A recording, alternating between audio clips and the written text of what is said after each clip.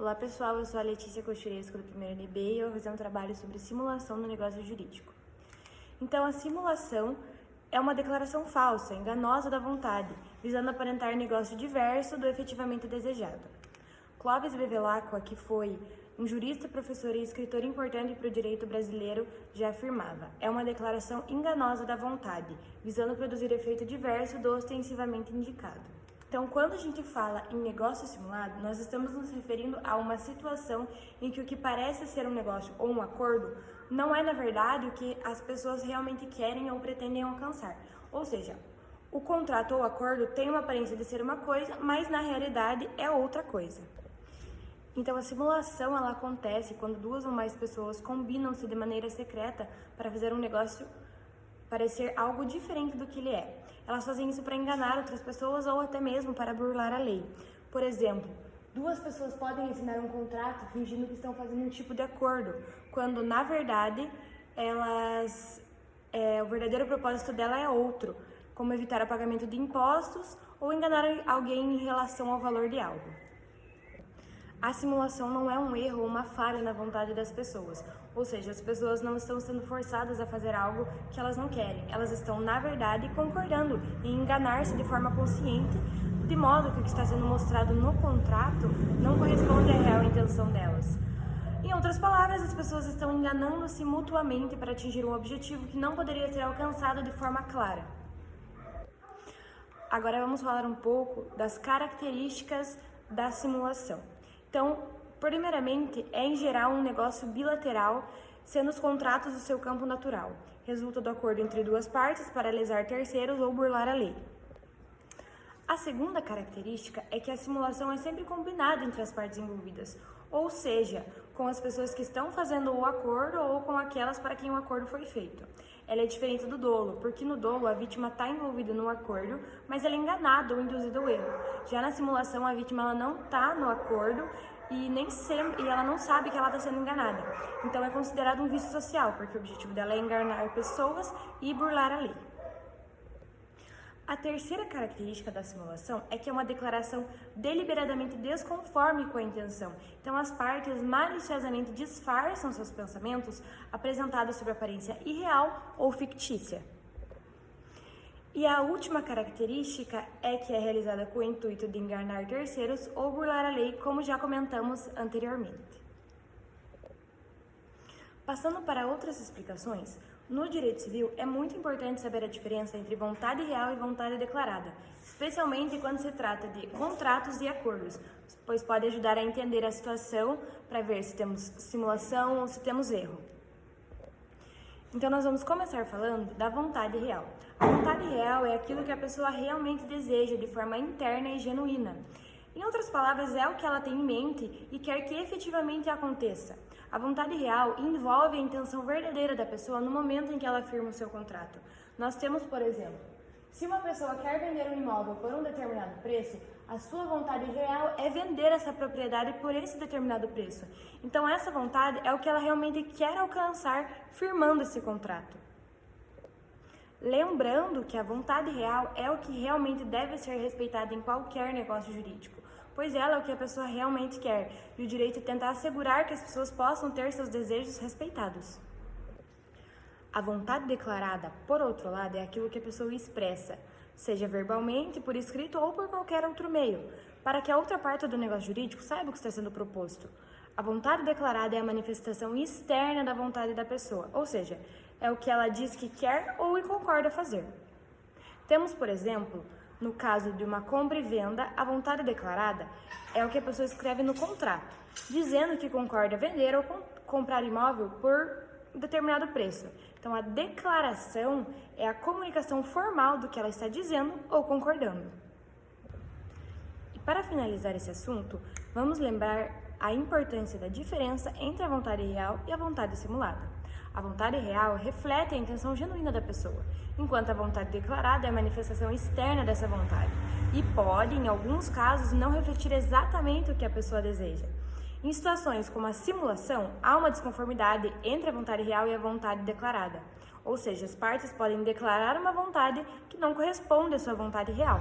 No caso da simulação, as pessoas fingem ou declaram algo que não corresponde à sua vontade verdadeira, para alcançar um objetivo diferente, como já citado anteriormente, para enganar terceiros ou burlar a lei.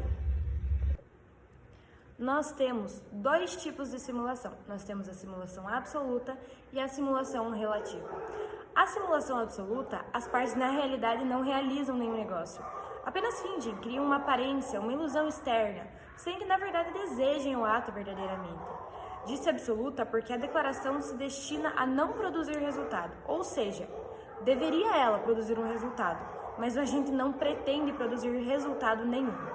Em geral, essa modalidade se destina a prejudicar terceiros, subtraindo os bens do devedor à execução ou partilha.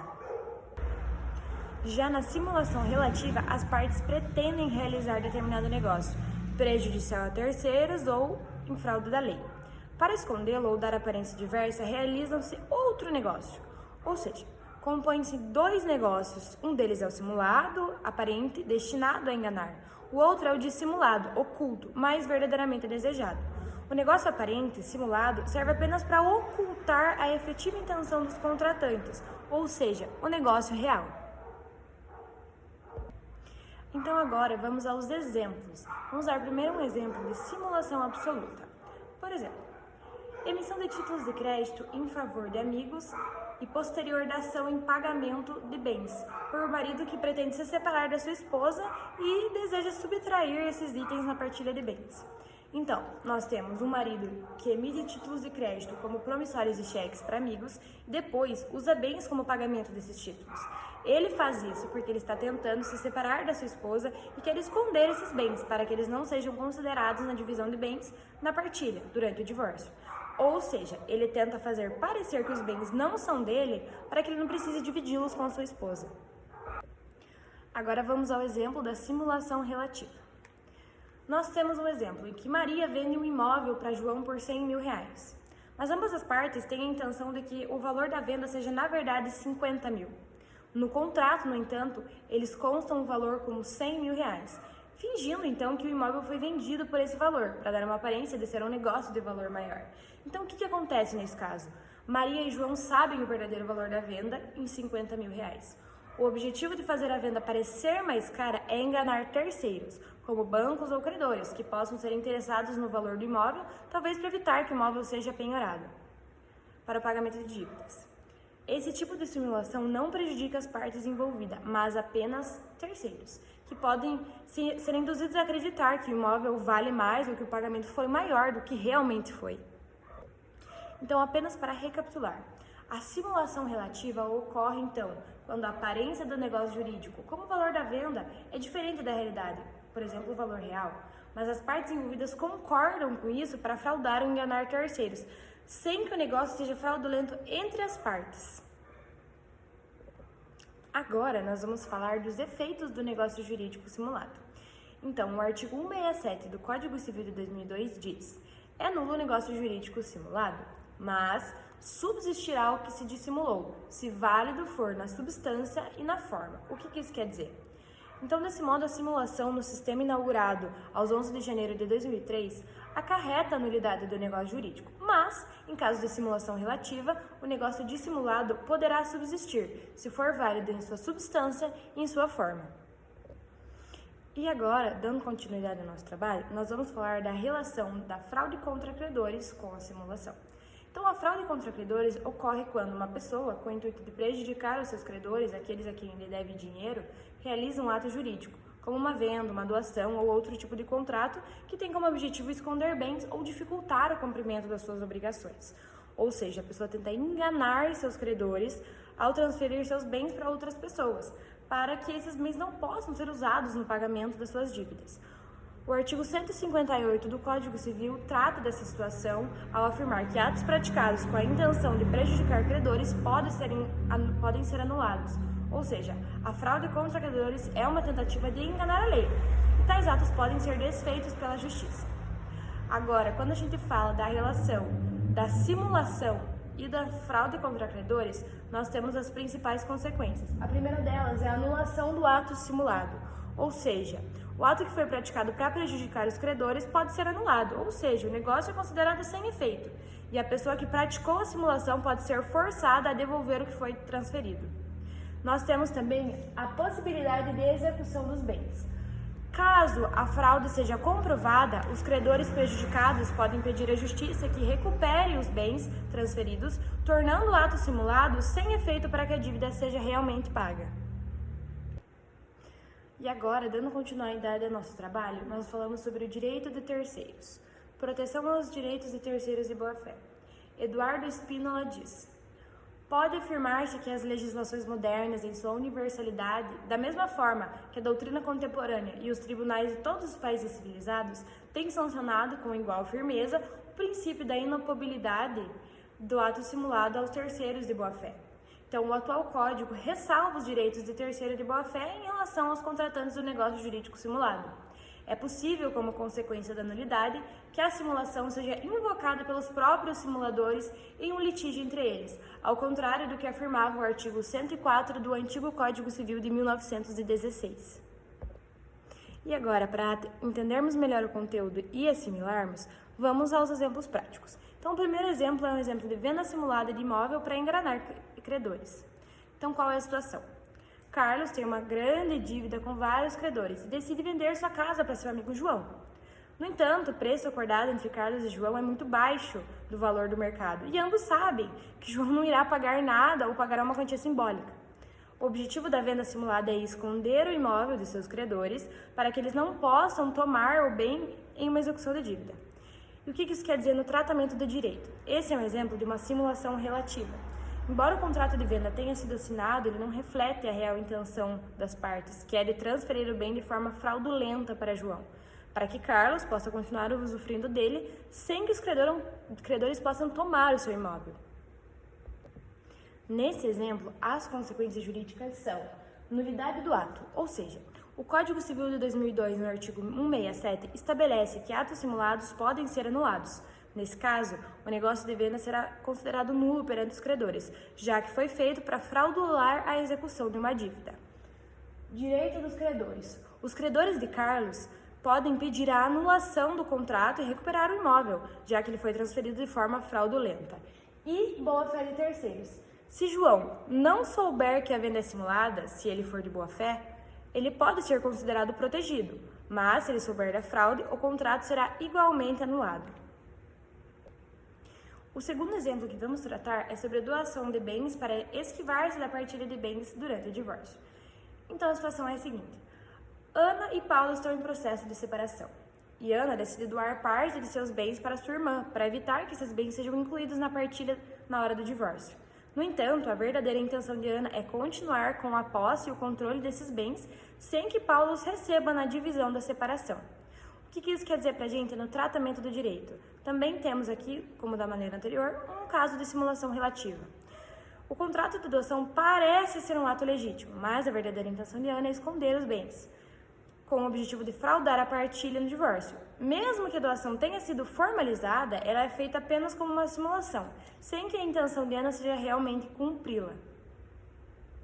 Então, nesse caso, quais são as consequências jurídicas? Anulação da doação. O Código Civil de 2002 prevê, no artigo 67, novamente, que qualquer ato simulado com a intenção de fraudar a lei ou prejudicar alguém pode ser anulado. Então, nesse caso, a doação ela vai ser nula e os bens podem voltar a ser considerados parte do patrimônio na hora da partilha do divórcio. Segundo, proteção dos direitos do cônjuge. O divórcio ele pode ser ajustado para garantir que a doação simulada seja desconsiderada na partilha de bens, protegendo o direito de Paulo, nesse caso, sobre os bens que foram, na prática, transferidos, apenas para esconder o patrimônio. E no nosso terceiro exemplo, nós temos uma falsa confissão de dívidas para enganar credores. Então, a situação é a seguinte: Ricardo tem várias dívidas e decide fazer uma falsa confissão de dívida com um amigo, Luiz. Ele cria um documento no qual afirma dever R$100 mil a Luiz e oferece como garantia real um bem, como um carro ou uma casa, para tornar a dívida mais convincente. O verdadeiro objetivo de Ricardo, nesse caso, é enganar seus outros credores e evitar que eles possam executar a dívida real que tem com eles. Então, o que isso significa no tratamento do direito? Aqui nós temos um caso de simulação absoluta, diferente dos outros dois. Então, o ato de confissão de dívida não tem a intenção de criar uma obrigação entre Ricardo e Luiz, mas de enganar os outros credores. O objetivo real é apenas fraudar a execução das dívidas já existentes. E as consequências jurídicas desse caso são a nulidade da confissão. Então, o Código Civil considera que a simulação, como já foi afirmada, pode ser anulada. Nesse caso, a confissão da dívida será considerada nula, pois foi feita com o único objetivo de prejudicar os credores. Segundo, a devolução do bem. O bem dado em garantia, como a casa ou o carro, ele pode ser devolvido ao seu proprietário original, já que a confissão da dívida não é válida. E por último, prejuízo aos credores. Os credores de Ricardo podem reverter a simulação para buscar a execução das suas dívidas, desconsiderando a confissão falsa. Agora vamos recapitular tudo aquilo que nós vimos até aqui. Então, primeiramente, nós vimos a simulação, que é uma declaração falsa da vontade com o objetivo de criar a aparência do negócio diferente da intenção real. Por segundo, nós vimos os elementos da situação. Então, é o negócio jurídico bilateral, a distinção com o dolo, a declaração desconforme e o objetivo da simulação, que é enganar a lei ou enganar os terceiros. Terceiro, vimos a diferença entre vontade real e vontade declarada. Quarto, nós vimos os tipos de simulação. Nós temos a simulação absoluta e a simulação relativa. Quinto, vimos os efeitos jurídicos da simulação, que são o efeito entre as partes, a fraude contra credores e o direito de terceiros. E, por último, nós vimos exemplos práticos. Então, nós vimos 3 casos de venda simulada de imóvel para enganar credores, a doação de bens para fraudar a partilha de bens no divórcio e a falsa confissão da dívida para enganar credores.